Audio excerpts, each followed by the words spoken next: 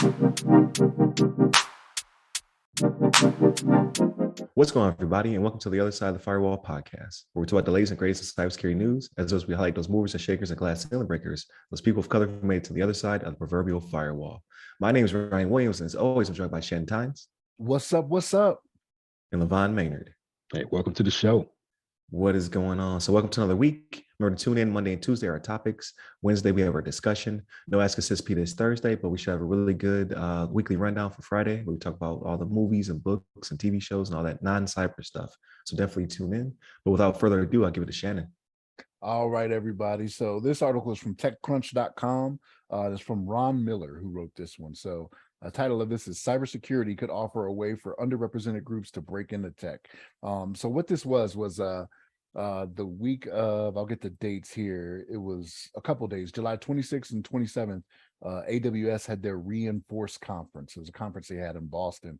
And what they were talking about was diversity, right? And things like that going on in the cyber world, which, that's what we're here to talk about. So they actually had, who was it? It was the CSO, Chief Security Officer, Steve Schmidt, and the CISO for AWS, CJ Moses, who were delving into this a little bit. And it was some interesting things that came up when they talked about this. And the CISO was the one that brought up, yeah, this is something we want, right? And it's along the same lines of stuff we talked about on here as well, about having multiple viewpoints, you know what I mean? Not just hiring people just to hire them, but to have other people have those different voices in the room, right?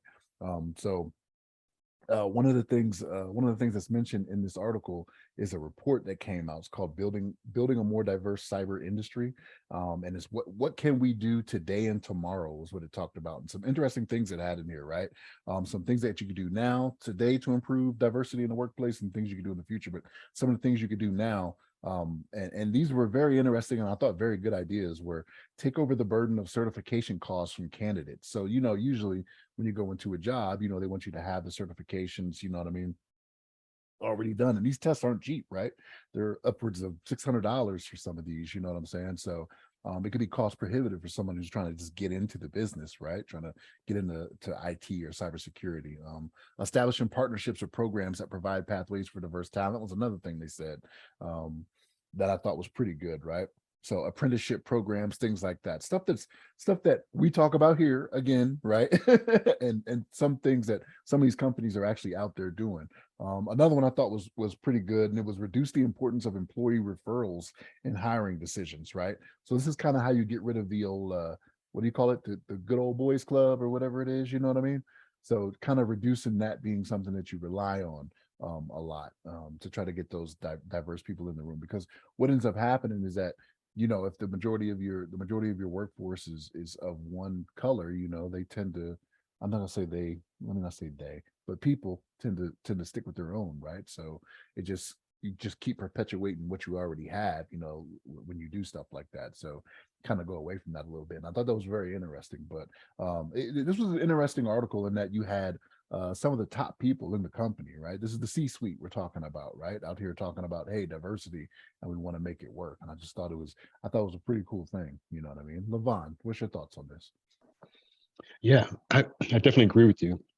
And you covered it very well. I mean, this is pretty much what we're here for. We're kind of talking about the diversity in IT and cybersecurity. And this great article kind of goes into the issues that you described. And one thing I was going to point out real quick is obviously they put some statistics on the website here as well. From, I guess, Zapier, which is like a hiring site. They say 25% of the technology employees are women, even though they're half of the population, and 7% are Black, in spite of being 14% of the population. And then this is the US population, and 8% are Latinx, in spite of being 18% of the total population. So, we would like to see those numbers kind of increase. Hopefully we can kind of balance them out so that it's kind of representative of the country. And obviously, like you described, diversity of ideas. People have different upbringings, different backgrounds, different experiences. These kind of help like formulate the person, as well as kind of give them fresh, different ideas that people may not even think of, coming from like a, maybe a cookie cutter background that maybe a lot of other people around them come from. So I think it's a great thing overall. I mean, I like to see more diversity as much as we can. And then, hopefully we can kind of get that, get those numbers up and get some representation across the field. But I'll turn it over to you, Ryan. What do you think about this one? Oh yeah, there's nothing to disagree with in the article. Um, I do like the apprenticeship idea though. I did not. I've not seen that. I think it seems somewhat original on their part, as opposed to trying to hire entry level, but asking for like mid to upper level certifications. Just bring them in. Like, hey, find people who have the aptitude to learn IT and then cybersecurity, and then just bring them in, get them started up, and then hopefully pay them to retain them, right? At that point. So you want to have a mass exodus after you get these people spun up.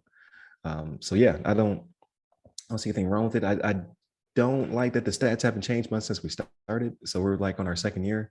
It's the same numbers: 25% women. Uh, what is it? 8% Latinx, 7% people of color.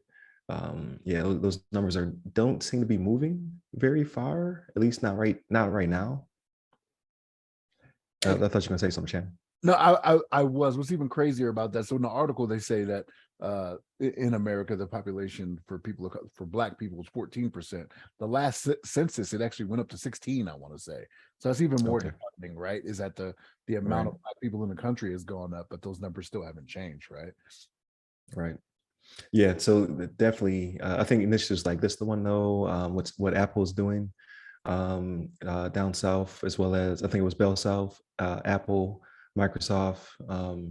They're trying their best to get the pipelines moving, right? They're trying to build programs to bring people in. So maybe we're just not seeing it just yet, right? They're still in the pipe, getting the training, and then maybe a year or two from now, we'll see those numbers jump. But as long as the effort's there, right? Like people aren't giving up. So that's definitely um, heartening. I was gonna say, like, what's the opposite of disheartening, right? Is it heartening? Heartwarming? I don't know. Is that a word? Remove the dis and it's the positive, right? It's very heartening, right? I don't think that's the phrase, but it definitely shows that people do care and they do want to build up the community. So that's the most important part. So now put your money where your mouth is and get these people started up and ready to go. But I think that pretty much does it for this episode. So definitely tune in for Monday and Tuesday, our topics, Wednesday's discussion. And then Friday, we talk about everything else. So we talk about like the Predator and some other, or what is it? Prey. We talk about the new Predator movie called Prey and things of that nature, right? Non-cyber related type stuff. But like, share, subscribe, all that good stuff. Go to all the websites that have our name. All of our social medias, go by the name of the podcast. And then personally, you can reach me at RY Security Guy. That's RY Security Guy. I'm on LinkedIn, Twitter, Clubhouse, and TikTok. And you, LeVon? Yep, you can hit me up on Twitters at LeVon Maynard. There it is. Stay safe, stay secure. Take care.